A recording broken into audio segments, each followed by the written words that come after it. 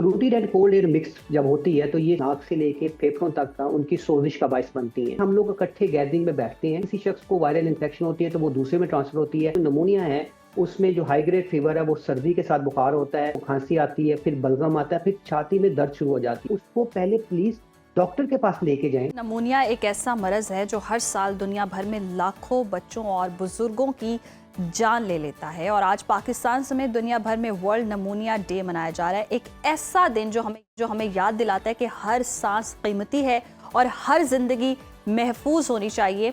इस साल का मौजू है protecting every breath strong lungs for all, यानी हर सांस की हिफाजत करें, हर जिंदगी को बचाएं। लेकिन खुश आइंद बात यह है कि नमूनिया से बचाव मुमकिन है। और जब मौसम सर्द और खुश्क होता है तो नमूनिया के ख़तरात हम देखते हैं कि बहुत ज़्यादा बढ़ जाते हैं। इस बीमारी से ख़ुद को महफूज रखने के लिए हमें क्या करना चाहिए? क्या सिर्फ वैक्सीनेशन ही काफ़ी है या फिर ग़िज़ाइयत, सफाई और एहतियाती तदाबीर भी उतनी ही ज़रूरी है? आज के प्रोग्राम में नमूनिया की वजूहात, उससे बचाव के तरीके और ख़ास तौर पर बच्चों की हिफाजत के लिए ज़रूरी इक़दाम पर हम डिस्कशन करने जा रहे हैं। हमारे साथ हैं pulmonologist professor doctor Mohammad Irfan साहब। डॉक्टर साहब, वेलकम टू सुनो पाकिस्तान। सबसे पहले ये बताइएगा कि नमूनिया क्या है, हमारे जिस्म पर किस तरह से असरअंदाज होता है?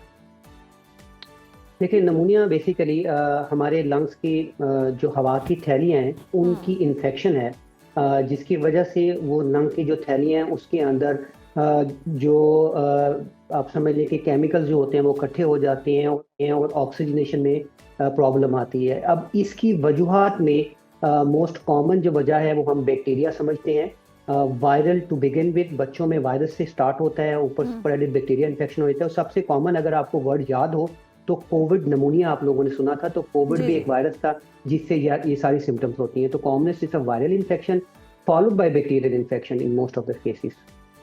अच्छा इरफान साहब, सर्दियों में नमूनिया के केसेस क्यों बढ़ जाते हैं और इसके पीछे क्या वजूहात हैं? देखिए, जब कोल्ड एयर होती है और कोल्ड एयर पे सिर्फ हम इस पे बर्डन ना डालें, ये जो polluted and cold air mix जब होती है तो ये सबसे इम्पॉर्टेंट ट्रिगर है आपके सांस की नालियों का, नाक से लेके फेफड़ों तक का उनकी सोजिश का बायस बनती हैं। और ये पहला ब्रीच है हमारी कुव्वत मुदाफ़त में। जो हमारी सेल लाइन है नाक की, जो अल्लाह ताला ने उस पे जो बाल बनाए हुए हैं, जो उस पे स्किन जो बनाई हुई है, वो हमारा पहला डिफेंस मैकेनिज्म है। Because of cold air and specifically जो उसमें पोल्यूटेंट हैं, जब वो शामिल होते हैं तो वो इनको इरिटेट करती हैं और इसमें सोजिश हो जाती है। और ये प्रोन करती है वायरल इन्फेक्शन को, जो कि नॉर्मली हमारे। अच्छा इरफान साहब, यानी कि जो नाक के बाल होते हैं ये प्रोटेक्शन के लिए होते हैं, लेकिन बहुत सारे लोग तो नाक के बाल निकलवा देते हैं, तो उनके लिए ज्यादा खतरा बढ़ जाता होगा?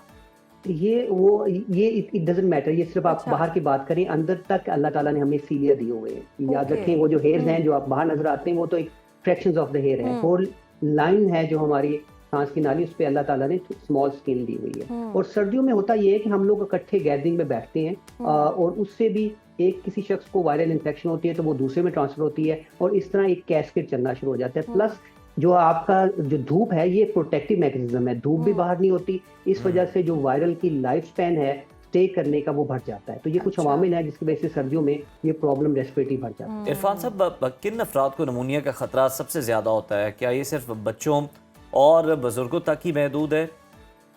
जी बिल्कुल, सबसे ज्यादा जो अमवात देखी गई हैं वो बच्चों में और एक्सट्रीम ऑफ एज, यानी एज अबव 65। ये एक कट ऑफ वैल्यू है कि जब हम समझते हैं कि जो नमूनिया से डेथ की रेशो है वो बढ़ जाती है। और बच्चों में तो ये बिलो द एज ऑफ 5 जो है मेजर किलर है। ये दो है एजेस, लेकिन इनके दरमियान भी कुछ लोग ऐसे हैं जो इसका शिकार हो सकते हैं। स्पेसिफिकली वो लोग जिनको हम काफ़ी दफ़ा डिस्कस कर चुके हैं कि हाई रिस्क ग्रुप होते हैं, लाइक जिनको ऑलरेडी सांस का मसला हो, जो कुव्वत मुदाफ़त कम करने वाली मेडिसिन इस्तेमाल कर रहे हो, जिनको दिल का मसला हो, ये वो लोग होते हैं जो हाई रिस्क होते हैं। और इन लोगों में भी नमूनिया के चांसेस आम लोगों में से ज़्यादा होते हैं। सही। तो आम जुकाम की अगर हम बात करें या खांसी, वो नमूनिया से कैसे फ़र्क में है? सॉरी, क्या क्वेश्चन आपका? आम तौर पर जो जुकाम लग जाता है या खांसी लग जाती है वो किस तरह से डिफरेंट है नमूनिया से? क्योंकि नमूनिया की इब्तदाई जिस तरह की आप बता रहे हैं अलामात डिफरेंट होती हैं, तो ये किस तरह से हम देख सकते हैं और उन्हें नज़रअंदाज कर सकते हैं?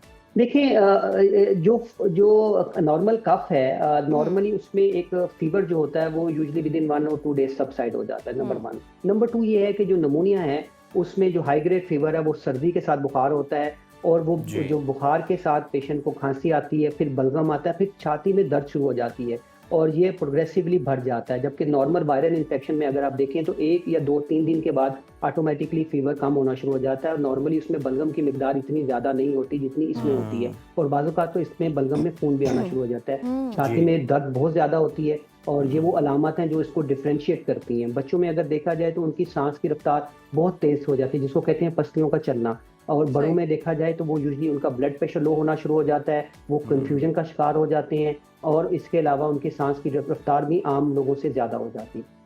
अच्छा डॉक्टर इरफान, अगर किसी शख्स को नमूनिया हो गया है तो फिर खाने पीने में बच्चों को भी मद्देनज़र रख के बताइएगा कि क्या एहतियात जो है वो लाजिम है, कौन सी ग़िज़ाएँ देनी चाहिए, किन को अवॉइड करना चाहिए? देखिए एक इंटरेस्टिंग बात मैं आपको बताऊं कि नमूनिया में डेथ की वजह late presentation to the consultant है। कंसल्टेंट मीन डॉक्टर्स है, ये इशू है। हमें नमूनिया के वार्निंग साइन को समझना चाहिए। जी। अगर और आपको एक बात बताऊं कि ये सब preventable, treatable and curable disease होता ये है कि चाहे हम बच्चों की बात करें या बुजुर्गों की बात करें तो वो यूजुअली इंपॉर्टेंट टाइम जो मैनेजमेंट का होता है वो घर में गुजारते हैं। अगर बच्चा खाना पीना छोड़ दे और उसकी सांस की रफ्तार तेज है, उसका बुखार नहीं उतर रहा, तो फिर तो आपको डॉक्टर के पास लेके जाना चाहिए। वो आपको वहाँ पे इंजेक्शन फॉर्म में या what ever doctor will advice उसको फॉलो करें। यही बड़ों के लिए है कि जब उनको इलामत ऐसी हो जाए कि जिनमें उनमें गनुदगी आना शुरू हो गई, उनका ब्लड प्रेशर डाउन होना शुरू हो गया है, तो फिर आप उनको डॉक्टर के पास लेके जाएं और वो उसको बेहतर करेंगे। जो खुराक की आप बात कर रहे हैं, ये यूजुअली नमूनिया का प्रोटेक्टिव रोल नहीं प्ले कर सकती। यानी आप कहें किसी को नमूनिया है तो आप उसकी खुराक बेहतर करेंगे तो वो बेहतर हो जाएगा। नो, टू सम एक्सटेंट हम इससे एग्री करते हैं, लेकिन उसको पहले प्लीज डॉक्टर के पास लेके जाएं। डॉक्टर जो एडवाइस करता है वो एंटीबायोटिक की फॉर्म में है, एंटीवायरल की फॉर्म में है, वो डाइट की फॉर्म में है, उसको फॉलो करें। यानी हम ये, आप अगर मुझसे पूछें कि ये डाइट चूज करेंगे तो नमूनिया अगर है तो वो बेहतर हो जाएगा, नो, ऐसी रिकमेंडेशन हम नहीं दे सकते। लेकिन अगर आपको यानी कि होममेड रेमेडीज जो बताते हैं या करें। कहवे पी लें और गर्म मशरूबात का इस्तेमाल करें, उससे महफूज नहीं हो सकते आप। देखिए ये, हाँ, ये इंपॉर्टेंट याद रखें ना। देखिए अगर आप कावा पी रहे हैं, आप अगर ये मशरूबात पी रहे हैं और वो वार्निंग साइन आ गए हैं तो फिर आपने इंपॉर्टेंट टाइम वेस्ट कर दिया ना। तो अगर हम लेबल करें किसी ऐसे बच्चे को या बड़े को जिसको नमूनिया है, जिसको बलगम आ रहा है, जिसको छाती में दर्द हो रही है और अब वो उस फेज में आ गया है कि उसको एंटीबायोटिक लगनी चाहिए, तो वो कावे से फर्क नहीं पड़ेगा उसको। तो वार्निंग साइन जो हम बार बार डिस्कस कर रहे हैं, उस अगर वो मौजूद है, नमूनिया है, तो प्लीज उसको डॉक्टर से रुजू करना चाहिए। मैंने आपको बताया कि डेथ होने की वजह लेट प्रेजेंटेशन है। अगर अर्ली प्रेजेंटेशन हो, और यही मैसेज मेरे ख्याल में जाना चाहिए कि जितना अर्ली आप जाएंगे उतना रिकवरी की प्रोबेबिलिटी बढ़ जाती है। It's a curable disease, remember. अच्छा डॉक्टर इरफान, वैक्सीनेशन का नमूनिया से बचाव में कितना अहम किरदार है, और बच्चों की जो वैक्सीन है ये जिस तरह से वो कोर्स करवाया जाता है वो मुकम्मल होनी चाहिए, और इस हवाले से क्या कोई अलग से भी वैक्सीन है जो कि लगवानी चाहिए? जी अल्हम्दुलिल्लाह, अब तो ये वैक्सीनेशन बच्चों में शामिल है, उनके जो प्रोग्राम है उसमें उनको लगाई जाती है और it has a major proven role in children. एक और बात याद रखें, नॉट इवन इन चिल्ड्रन, ये जब बच्चे बीमार होते हैं तो अक्सर जो दादा या दादी या नानो नानी बीमार होती हैं उनकी वजह उनके ग्रैंड सन्स होते हैं। तो अगर आप उनको वैक्सीनेशन करवाते हैं तो आप एक हद तक एक फैक्टर कम करते हैं उनको बड़ों को बचाने के लिए भी। तो ये प्रिवेंटिव मेडिसिन जो है, prevention vaccination is have very important role. And one thing याद रखें कि बच्चों में तो हम करवाते हैं, जो काम हम नहीं करवा पा रहे बदकिस्मती से, वो बुजुर्गों में नहीं करवा पा रहे। इट इज रिकमेंडेड कि हर वो शख्स जिसकी एज 60 या 65 साल से ऊपर है, और अगर तो 60 साल से नीचे भी है, उसकी कुव्वत मुदाफित कम है, सांस दिल का मसला है, तो उसको भी नमूनिया की वैक्सीनेशन लगानी है, और ये कॉस्ट इफेक्टिव वैक्सीनेशन है। तो वैक्सीनेशन का मेजर रोल है बच्चों में भी और बड़ों में। सही। इरफान साहब, हमने वैक्सीनेशन की तो बात कर ली, नमूनिया के इलाज में एंटीबायोटिक्स का क्या किरदार है और क्या इन्हें हम खुद से इस्तेमाल कर सकते हैं, दुरुस्त है ये?